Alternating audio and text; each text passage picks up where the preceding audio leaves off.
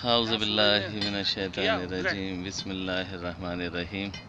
الصلاۃ والسلام علیکہ یا سید المرسلین الصلاۃ والسلام علیکہ یا رسول اللہ وعلی آلہ واصحابہ یا نور اللہ۔ آج بڑے عرصے کے بعد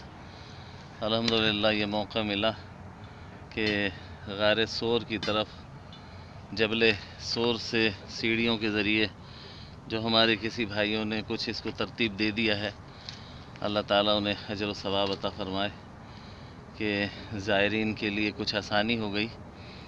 تو میں یہ چڑھتے ہوئے ہمارے ساتھی اور ہم یہ سوچ رہے تھے کہ ایک وہ زمانہ تھا کہ جب حضرت صلی اللہ علیہ وسلم اور سیدنا ابو بکر صدیق رضی اللہ تعالیٰ عنہ اس مقام سے کس طرح سے اتنی اونچائی تک پہنچے ہوں گے، اور پہنچنا اپنی جگہ، لیکن اس بات کا بھی معاملہ کہ کفار مکہ ان کے پیچھے تھے، ان کے تعاقب میں تھے، یقیناً ان سے بچنا اور اس کے بعد جبل سور پر چڑھنا اور غار سور میں داخل ہونا اور وہاں پر 3 دن کا قیام، یہ بہت بڑی بات ہے کہ باتیں کرنے میں تو بہت آسان لگتا ہے، لیکن در حقیقت جب ہم یہاں سے چل رہے ہیں اور چڑھ رہے ہیں، یعنی کئی سال تو ہمیں یہ سوچنے میں لگ گیا کہ ہم اوپر جائیں گے کیسے، اور پھر جب ہمت کر کے آج آئے ہیں تو حقیقت یہ ہے کہ ہم آدھے راستے تک وقفے سے بیٹھ کر آئے ہیں، اور ہمیں یہ اندازہ ہو رہا ہے کہ یقیناً کتنی تکلیفیں اور کتنی صعوبتیں برداشت کی ہمارے پیارے نبی صلی اللہ علیہ وسلم نے۔ صرف یہ فاصلے کی ہی تکلیف نہیں، بلکہ کفار مکہ سے نامرد آزما ہونا اور اپنے حق کو چھوڑ دینا،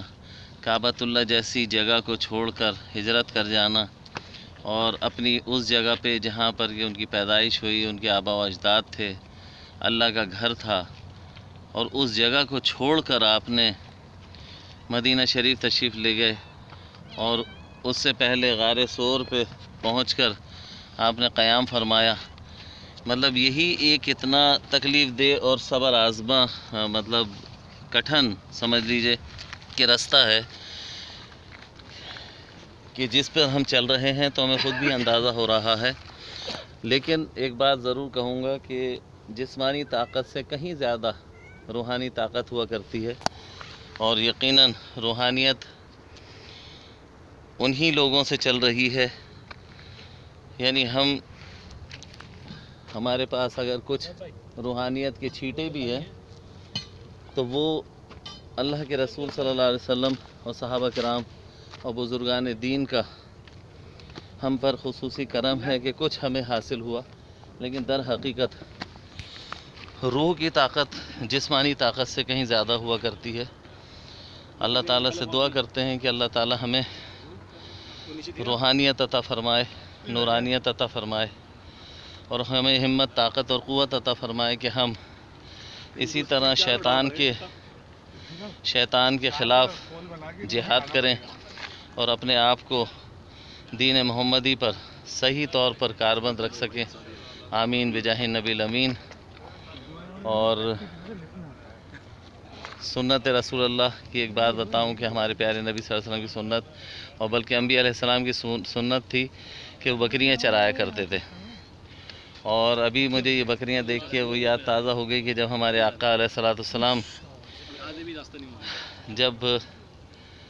حضرت بی بی حلیمہ سعدیہ رضی اللہ تعالیٰ عنہ کے پاس تھے تو اپنی رضائی بہن کے ساتھ بکریاں چرانے جایا کرتے تھے، اور یہاں پر مجھے بکریاں نظر آ رہی ہیں، یہ دیکھیں آپ، یہ بکریاں پہاڑی علاقے میں نیچے سے اوپر آئی ہیں اور اپنی غذا کی تلاش میں، اور ماشاءاللہ سے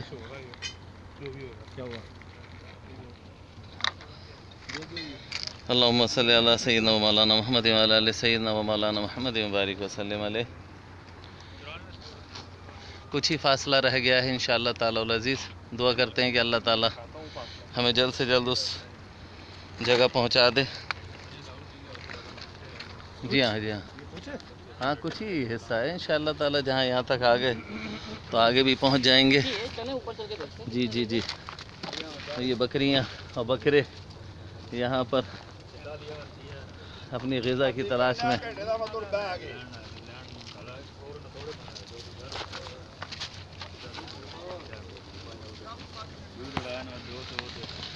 اللہ اکبر.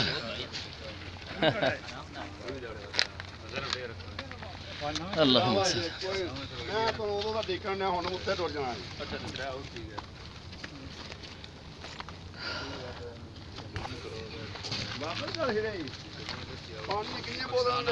اللہ اکبر. اللہ اکبر. اللہ اکبر.